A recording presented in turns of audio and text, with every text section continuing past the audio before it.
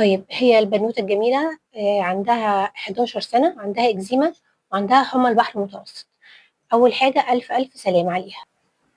طبعا وجود الإكزيما مع حمى البحر المتوسط بيحتاج حرص جامد جدا جدا وتعامل خاص، لأن ساعتها الجلد بيكون أكثر عرضة للحساسية والمناعة بتكون حساسة جدا. طبعا في الحالة دي محتاجين إن احنا نستخدم معاها كريمات طبية تكون بدون عطور ومرطبات بدون عطور وكريمات مناسبة لعمرها ولحالتها الصحية. طبعا نقطة مهمة جدا جدا إن هي لازم تكون بتتابع مع حد استشاري روماتيزم أو أطفال متخصص في حمى البحر المتوسط عشان الحالة تتعالج صح ومن الجذور ونقدر ندي العلاج بتاعنا بأمان.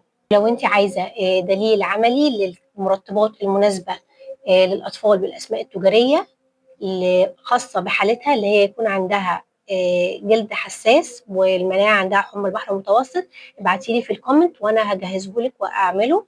يا ريت ان انت تشاركي الفيديو دوت علشان ممكن تكون اي ام تانية محتاجاه ومحتارة مش عارفة تعمل ايه.